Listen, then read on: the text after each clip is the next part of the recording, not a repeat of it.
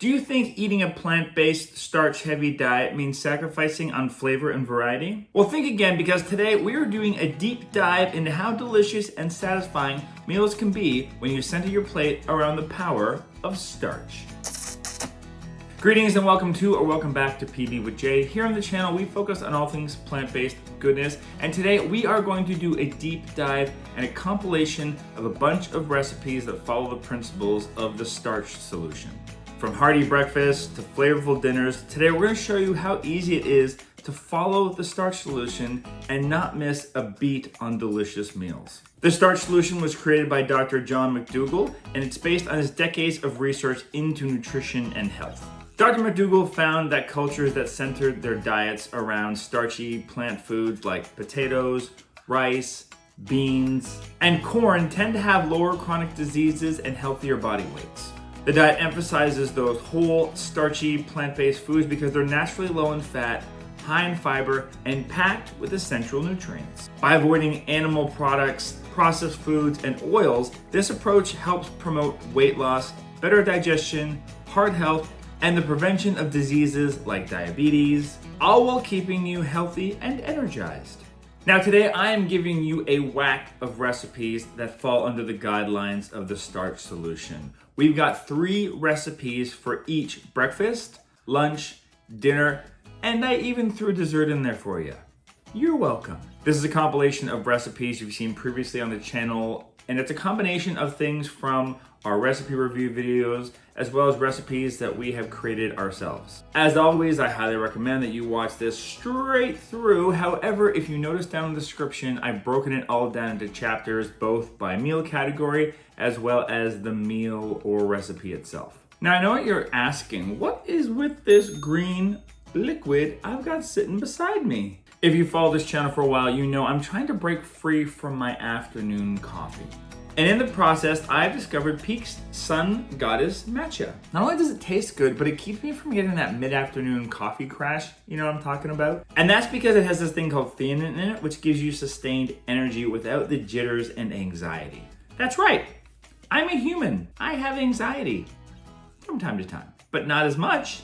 And that's not all it does for your health. Like a lot of Peak's products, it does wonders for your skin. And the matcha inside of it supports lipid metabolism, which is a fancy way of saying that it helps curb your appetite a little bit. Makes you feel full, so it's perfect for that like mid-afternoon drink when you're between meals. And I know what you're saying, there's a lot of matcha drinks out on the market, so what's unique about Peak? Well, one of the things that's unique is that their trees are shaded longer for maximum potency. They also quadruple screen their products, so you don't have to worry about things like heavy metals, pesticides, or toxic mold. And because it comes in these pre-measured packets, you don't have to worry about how much to put in, and it's good hot or cold. And the best part is you get 15% off plus a rechargeable frother and a cup when you use my link in the description down below. Cheers! Now before we get into today's content, let's take a second to say hello to some of the people who said hello to us in the comments down below. Jean from Ormo, Wisconsin, near Oshkosh by Gosh. I always thought that company was called Oshkosh McGosh. Oshkosh McGosh. Yeah, that's right. My kids wore that stuff. Patty from Empire, Michigan. Jackie from Dacula, Georgia. Danny and Esther from Wassenaar, Holland. Rose from Rosemary, Trinidad in the West Indies. Tina from Michigan.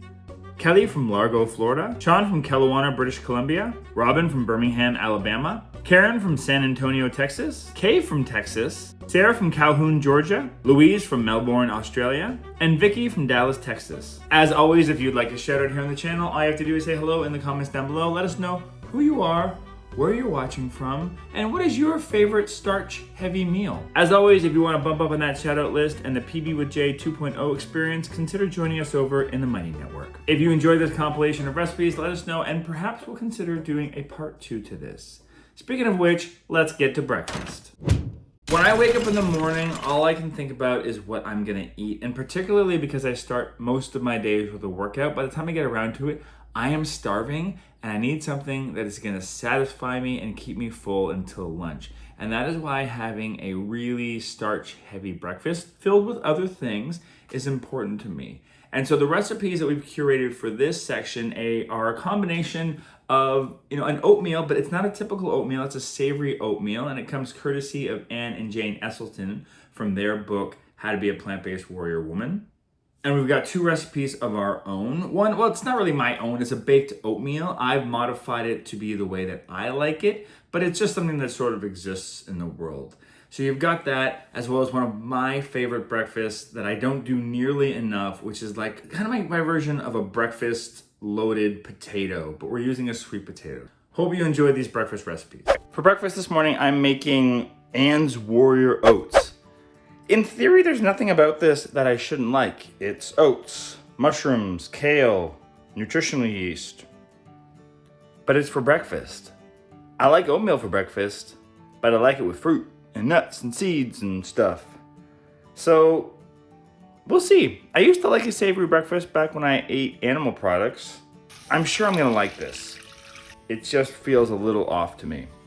It's pretty simple. You just throw it all into a pot, and then I put in too much water. I put in an extra quarter cup. That's why it's taking a while to boil down. So you just throw everything into a pot and cook it down until it's the consistency you like. That's about it. And then you top it with flaxseed and chia seed. Let's give it a whirl.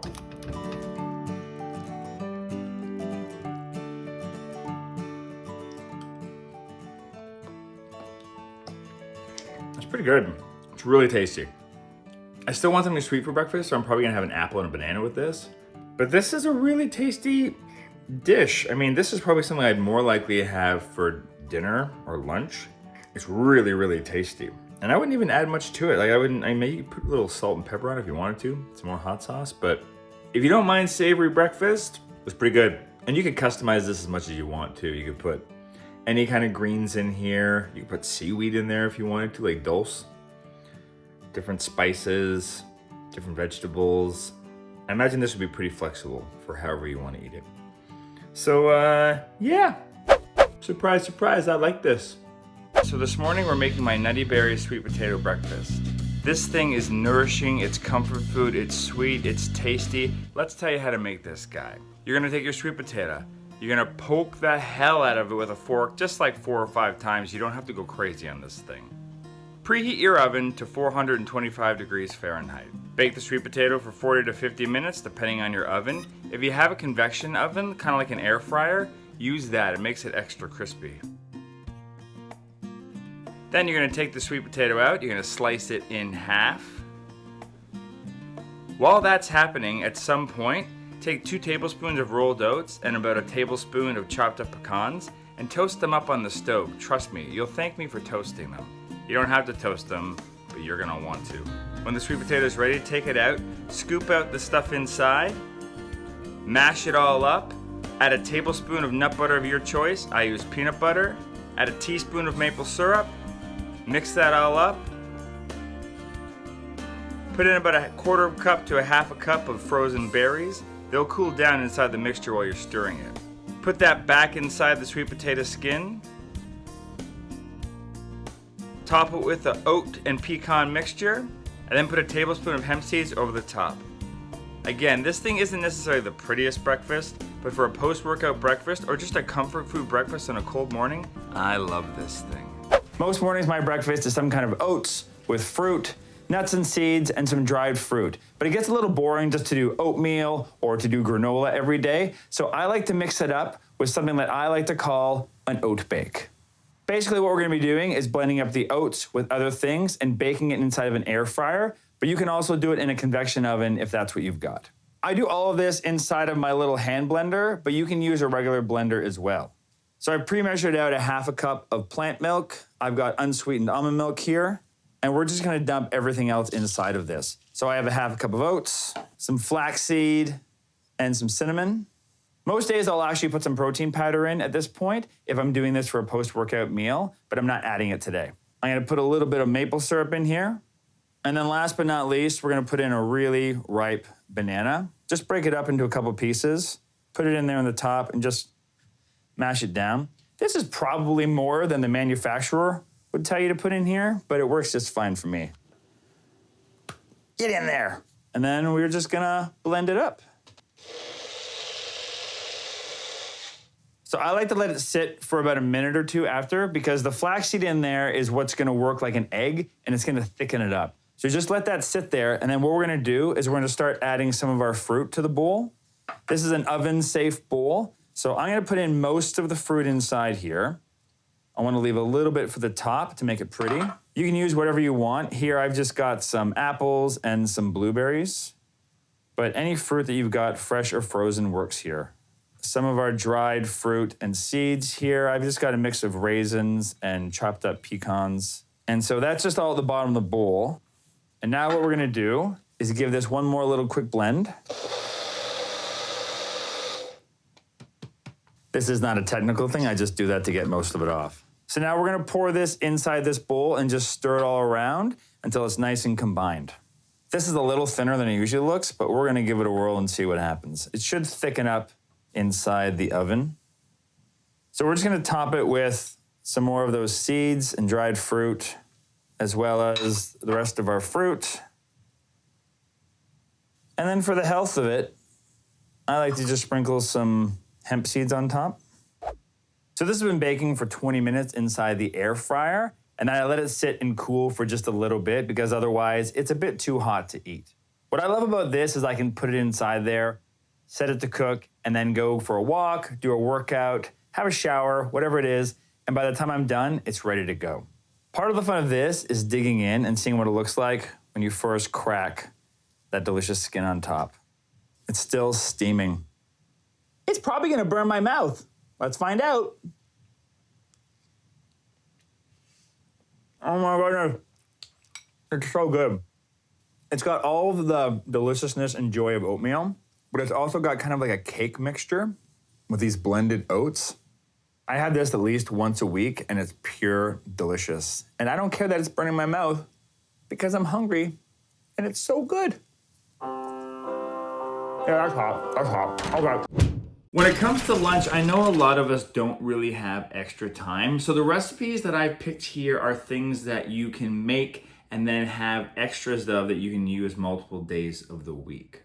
They're also fairly quick on their own to make. So we have got our family's favorite chickpea salad sandwich recipe, which you can eat in a sandwich, you can eat it in a wrap, you could just put it on top of greens as well and eat it like a salad. We've got our falafel recipe that I like to make in the air fryer, but you could easily do in the oven. Just like the chickpea salad sandwich, this is really good in a wrap, it's good in a sandwich, but you can also just have it in a salad, which is a way that I often eat it. And last but not least, I'm gonna show you my build a soup formula recipe that you can kind of tailor to your own. Soup is just one of my favorite recipes, especially because we're coming into the fall season. This thing is gonna help you and just give you something that you can make based on what you've got left in the house. I love me just a super customizable soup recipe format thing. Anyway, here you go. Nothing says lunch like a good sandwich. So I'm gonna show you how to make a chickpea salad sandwich. But first, as an additional topping, I like to make a smoky toasted almond. So we start with 3/4 cup of almond. We make a liquid mixture here using maple syrup, liquid smoke, tamari, or soy sauce. Let's give that a little slushy slush. It'll mix together nicely. And then we're gonna mix that with some nutritional yeast to give it a bit of a cheesy flavor, as well as some paprika, garlic salt, and then just a little bit of salt and pepper. Let's give it a nice good stir. Oh, that smell, it smells so good already. Mix a bit of a paste. We're gonna add it to the almonds, and then just mix it around until everything is nice and coated. It's gonna be sticky and gloopy together, but we'll fix that in a second. Make sure it gets all over. You want it to be just coated on top of those almonds. Oh, I can't wait. This is the kind of thing that just elevates this sandwich to the next level. So we're gonna spread these out onto a baking sheet. Just flatten them all out so it's a nice single layer. So that way they all get roasted nicely. We're gonna bake that at 350 degrees Fahrenheit for about 10 minutes, and then we're gonna toss them around and bake them for another 5 minutes. So now we're gonna make the mixture for the chickpea salad. This is 3 cups of chickpeas cooked. Don't worry about overcooking them because we're gonna mash them up anyway. Some lemon juice, a ripe avocado. And we are just gonna mash the heck out of it. Use a big bowl because you want room to work with this guy. So that's about the right texture we want. If there's still a couple chunks of chickpeas, that's okay. It'll add a little bit of extra texture to the dish. So now we're gonna add the rest of our mix-ins. We got about 3/4 a cup of red onions, about 2 stalks of diced celery, and the secret weapon, fresh dill. If you don't have fresh dill, dried dill will work just as well. This is about 3/4 of a cup. If you're using dried dill, use a lot less, maybe a tablespoon. Put some in and then see if it's too much. And then just a little squirt or 2 of hot sauce. Oh, that's a bit more than a squirt. That's all right. You can omit the hot sauce if you don't like things with a little bit of a kick, but I do. And then we are just gonna mix that around till everything is nice and combined. So now the best part, we're gonna assemble the sandwich. So I'm using some delicious sourdough that we made the other day. I'm gonna put a good portion of the chickpea mixture and just mash it into the bread. Then I'm gonna crumble it with some of these smoked almonds that I've cut up. And then just for fun, I'm gonna throw a tomato on top. And then we top it with the sourdough. This will make enough for about at least half a dozen sandwiches. And then, I mean, there's no pretty way to eat something like this, so we're just gonna smash it into our faces. It's so good. The almond gives it that nice little crunch. The celery in there just gives it some extra texture. All the flavors going together. It's so delicious. This is easily one of my favorite sandwiches, and this mixture will last for a couple days in the fridge. That's so good. I've tried over the years to make a really good falafel, and it wasn't until someone told me to use dry chickpeas that it really came together. So they're not quite dry. What you're gonna wanna do is take a cup of chickpeas and soak them overnight, but don't cook them. You wanna keep them just hydrated, and that's about it. So we're gonna put those into our food processor, and then we're just gonna mix everything else in. Some lemon juice, chopped up onion. You could just do a clove of minced garlic. I have a little bit of roasted garlic, so I'm gonna use that because it's gonna add a little extra pop of flavor. Fresh parsley, about 2 tablespoons of tahini. And then we got our spice mix, which is turmeric, cumin, salt, and pepper. And then we're just gonna pulse this until it's nicely combined. Yeah, that's what you're looking for right there. I recommend getting some water just to wet your hands down. It's gonna keep everything from getting too sticky. I like to make probably about 10 to 12 balls here. Kind of the size of a golf ball, I guess. Tends to work. I mean, the texture is just gonna be kind of weird. You just wanna hold it together. It's gonna feel like it'll fall apart really quickly, and it does. So just hold it together enough to make a ball shape. Okay, so this made about a dozen or so. If I was at home, I would use my air fryer at around 375 degrees, but here at the farm, I have a convection oven, which does more or less the same thing. I'm gonna put this on and check it around 10 minutes, and that should be just enough to get these nice and crisp. These ended up cooking more like 15, 20 minutes inside the convection oven, but on my air fryer at home, it's usually around 12 minutes. Just keep on cooking until they get a nice little brown on them. You can put these in a salad, you can put them inside of a falafel, drizzle them with tahini. There's so many different ways to enjoy these. I love to put them with a little bit of mustard. They're crunchy on the outside, soft in the middle. These are so good. I love these things. These also freeze really, really well, so you can make a giant batch and use them over and over again. So good. One of my go-to plant-based staples is making soup or stew from scratch, and it's not as hard as you would think. And what's really great about it is that you can use up vegetables in your fridge that are maybe getting close to their expiry date. And you could also just use up any beans, any flavorings. It really is a choose-your-own stew. I always start with a little bit of onion, so I've already been sauteing that inside the pan. Now we're gonna add our liquid. So I've just got some vegetable broth, a can of diced tomatoes. We're gonna put the whole thing in, liquid and all.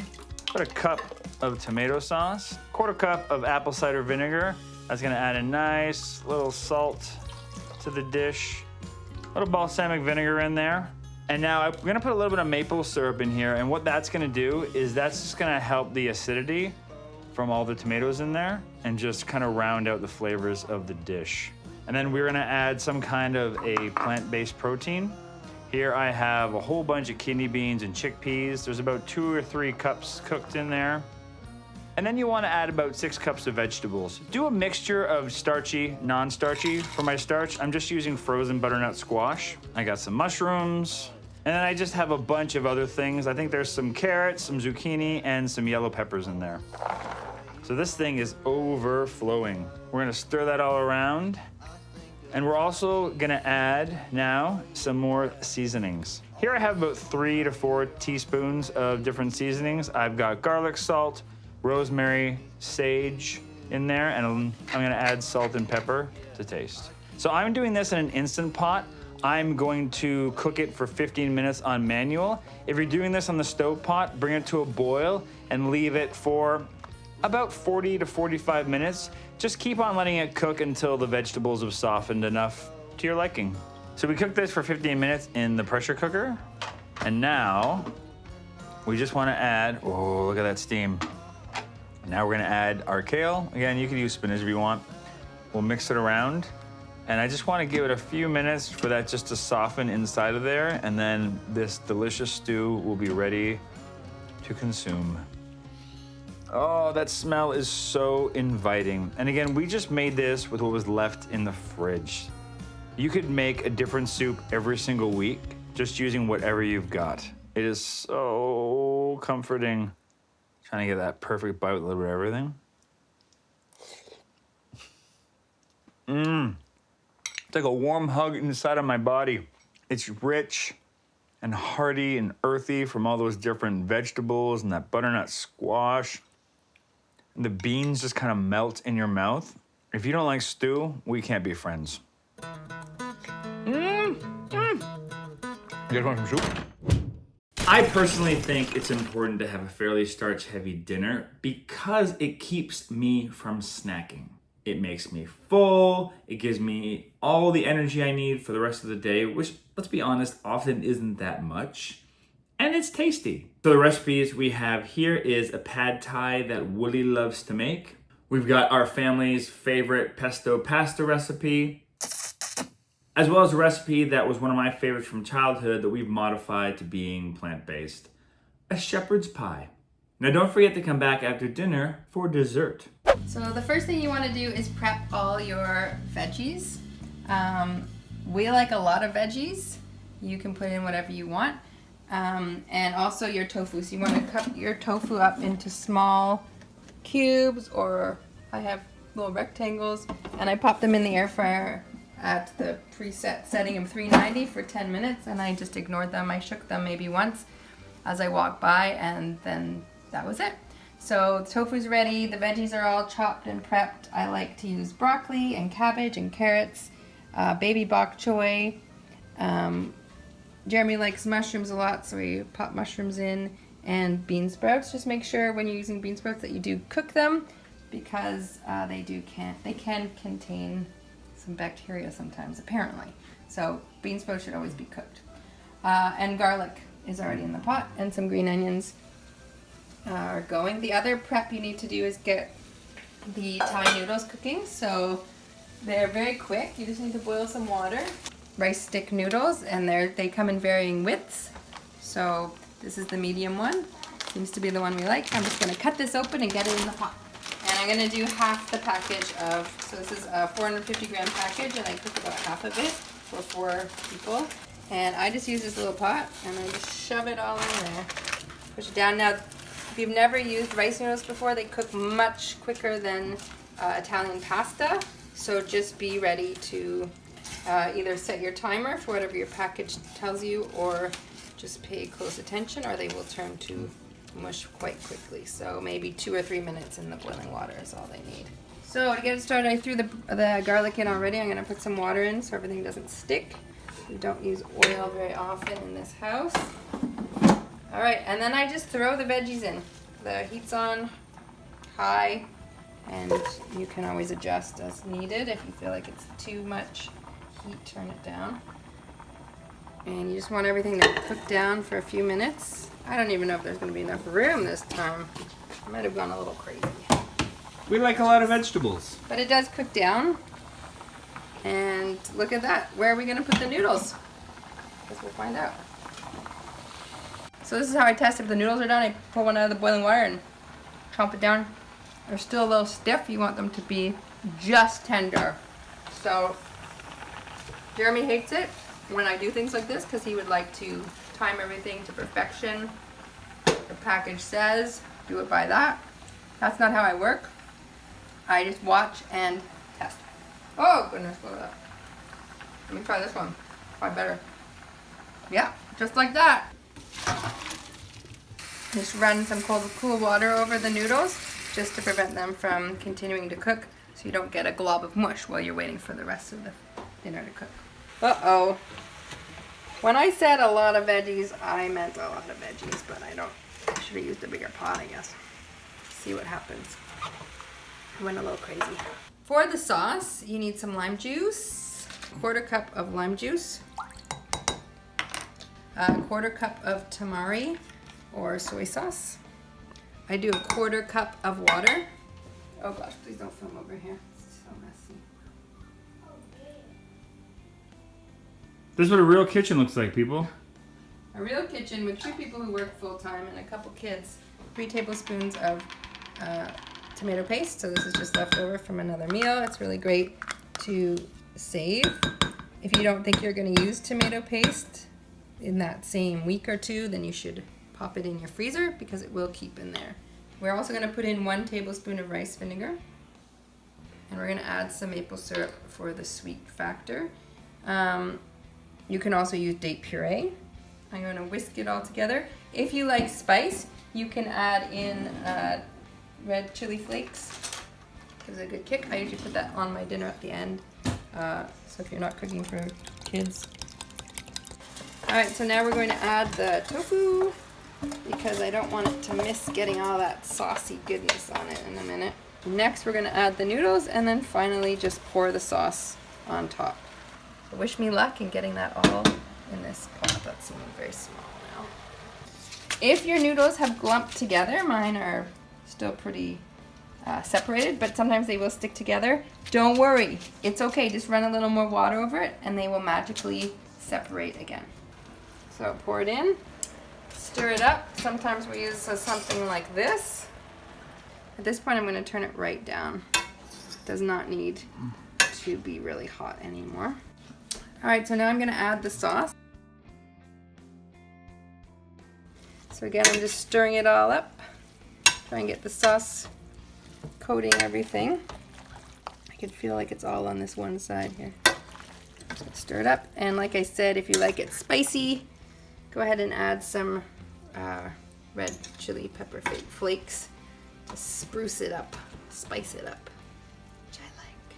So I like to add some chopped up cashews. You can use whatever nuts you like if you like nuts. And the red chili pepper flakes like I mentioned. So I'm ready to eat. See ya. When my brain is fried at the end of the day, I need a dish that I can just throw together that I know will please everyone in the house. This dish came out of a desperate night where I just grabbed random things from the fridge and made what is now one of my family's favorites. It's a super quick pesto. This comes together really fast. Get some water boiling on the stove. We're gonna put that pasta inside the pot. And then we're just gonna set our timer because otherwise we're gonna forget. Now we're gonna make a pesto.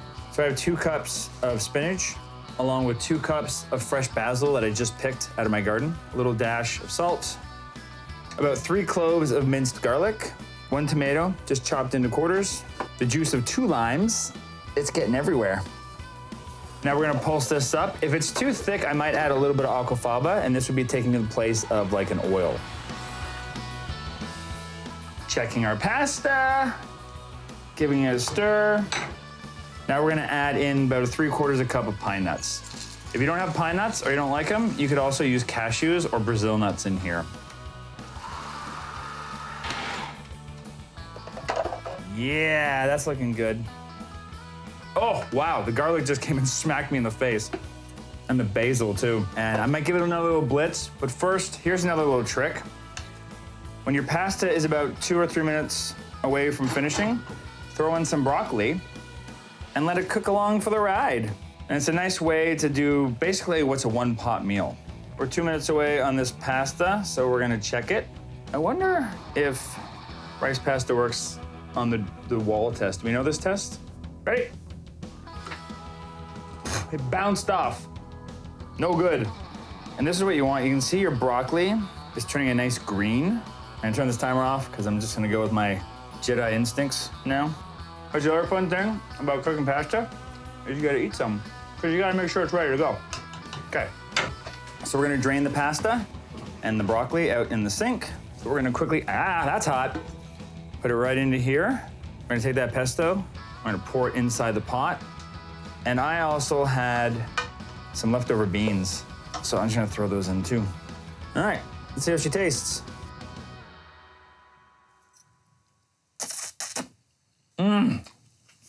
Fresh basil makes the world of difference. And that garlic hits so beautifully. It mellows out a little bit with everything else going on. This is a perfect, delicious meal that you can make on any weeknight in less than 20 minutes. When you have a little extra time to make something special, this is one of my all-time favorites from childhood, shepherd's pie. But I've given it the whole food plant-based twist. So the first thing we're gonna do is take about a cup of walnuts and we are going to pulse them inside of our food processor. Then I'm gonna mix in the cauliflower and pulse that again until it's mixed. And last goes in the mushrooms, and we're gonna pulse that around until it's also mixed in. You might need to stop this every now and then to wipe down the sides. So this is pretty good. Now we're gonna put some onions onto a pan and just let them cook around until they're nice and translucent. Now we're gonna take our little cauliflower walnut mixture and we're gonna dump that into the pan. It's already got this really nice consistency that's starting to look like ground beef. So I've got a little sauce here that's a combination of about 3 tablespoons of tamari sauce as well as a teaspoon of Worcestershire sauce. We're gonna drizzle that all over into here. All right, so now I'm gonna add my spices, onion powder, garlic powder, and basil. And then we are just gonna mix that around and cook that down for about 15 to 20 minutes. So while that finishes cooking, we're gonna come over here and make our mashed potatoes. So I steamed these for about 10 minutes. It's 2.5 pounds of potatoes. So I've been soaking a cup of cashews for about an hour in water, and I've got 3/4 a cup of water here. I'm gonna put in the cashews into the blender. I roasted some garlic, and then we are going to blend. All right, so we're gonna let that sit now, and we're just gonna lightly mash our potatoes. I left the skins on because I don't mind a rustic mashed potato. It takes forever to peel potatoes, and I just don't want to do it. You can add the cream sauce or stir it around until everything is just nice and combined. I've got my oven preheating at 400 degrees Fahrenheit. We are going to take our walnut cauliflower mushroom mixture. We're gonna sprinkle that all over the bottom until it's got a nice even layer. Next, we're gonna add in a cup of corn and a cup of peas, frozen, fresh, whatever you got. So now we're gonna pour this potato mixture just all over the top, and that is ready to go into the oven. So again, we're baking it at 400 degrees Fahrenheit for 25 minutes. So here is the shepherd's pie. This reminds me so much of childhood. Oh, the smell, it's so good. I can't wait to try it.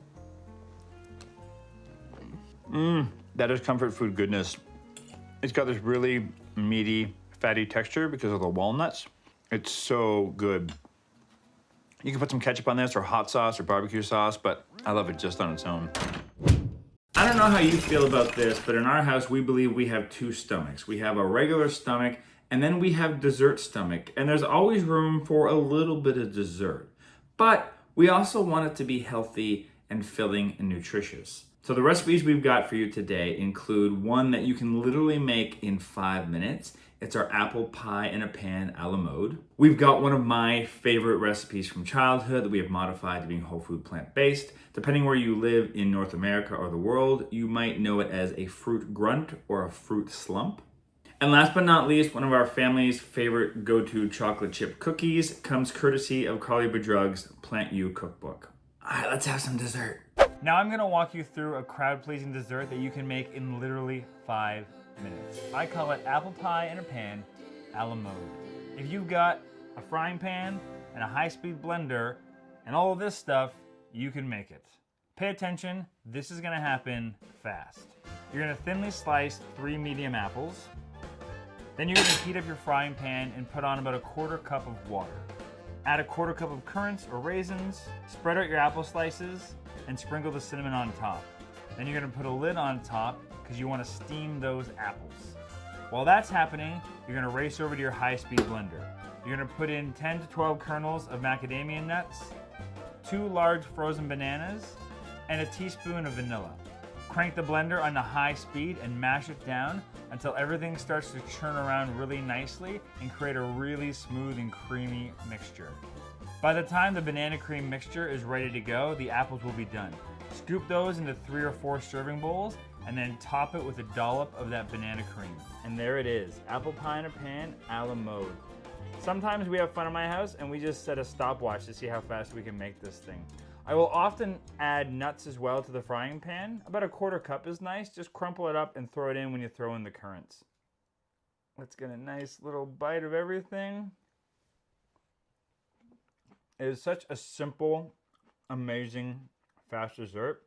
The apples have softened up really, really nicely. The cinnamon adds this really, really flavorful bite, and the little creamy bananas, it just brings it all together and it cools it down and kind of melts. It almost makes a bit of a sauce, which is not a bad thing.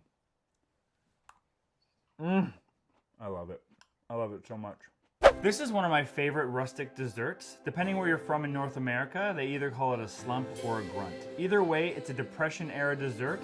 It was made for one of those things that you can just use whatever you got on hand and make something delicious. So I'm making a double batch, but normally what you would do is you would take 4 cups of whatever fruit you have. You can use fresh or frozen, use something seasonal. So here we have a mix of berries and peaches in here. We are gonna add a 1/2 cup of water, fruit juice of your choice, whatever you've got. Something with a little bit of citric isn't a bad idea. I believe this is like an apple pomegranate blend, 1/8 cup of maple syrup.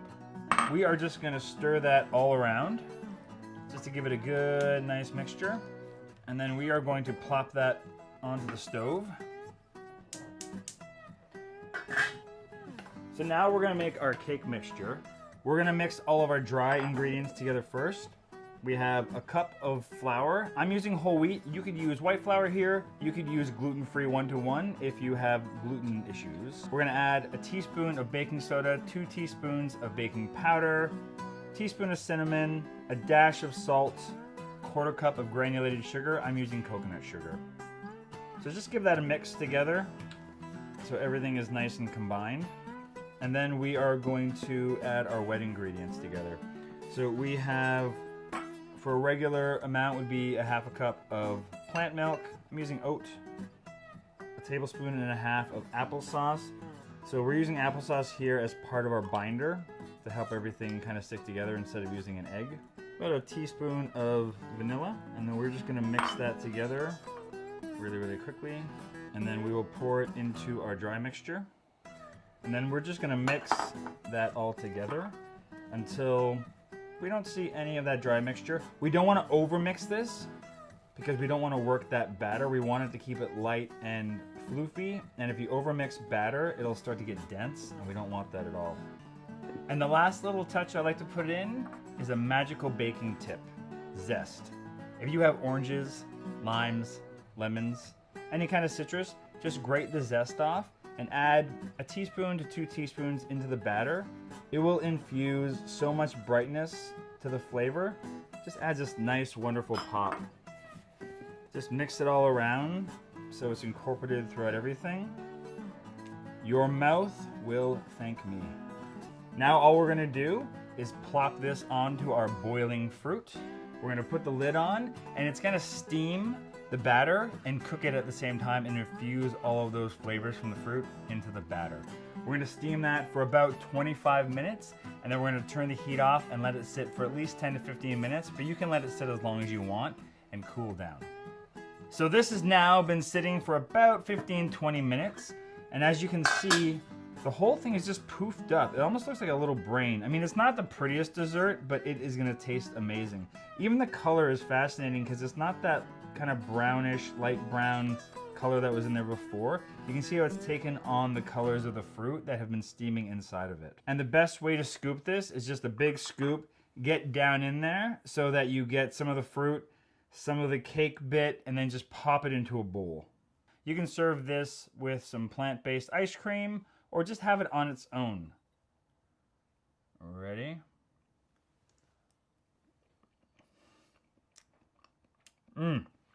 It's so soft and delicate, it just kind of falls apart in your mouth.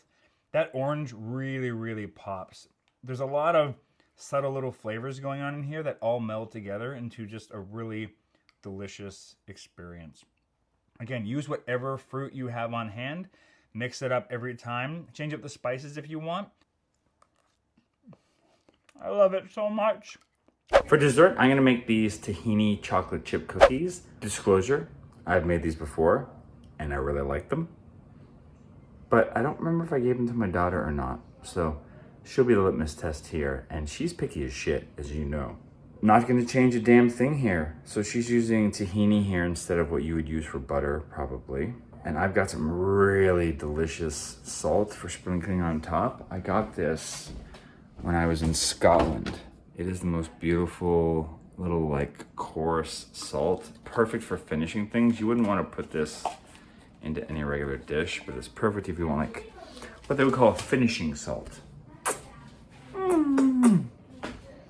Cookies, here we come.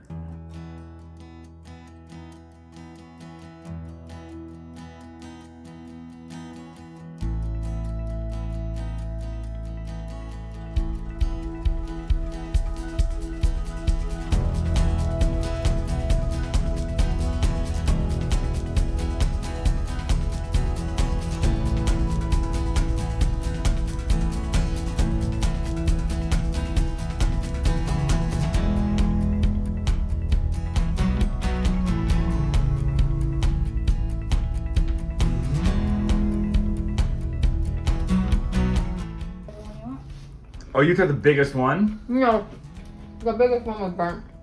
I took the biggest one that wasn't burnt. Burnt? Really good. Oh, yeah. And it's really good. Tastes like chocolate chip cookie with salt on it. It's bomb. Yeah, good. You like it? Yep.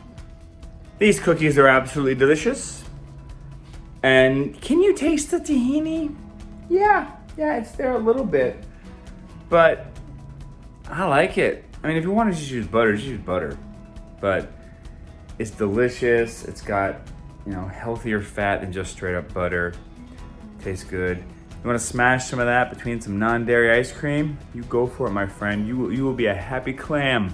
Or just a happy person. I don't know why clam came into it. I hope you enjoyed this compilation of our recipes that follow the Starch Solution principles. If you want a part 2 to this, let me know in the comments down below. And don't forget to use my link in the description down below to get 15% off Peak. That also comes with a frother and a cup and yum. It comes with yum. What's that? Yeah, that's the video that YouTube wants you to watch next. And you know, while you're there and here and everywhere, you know, hit the like button, hit the subscribe button, do all the things so you can get more videos like this.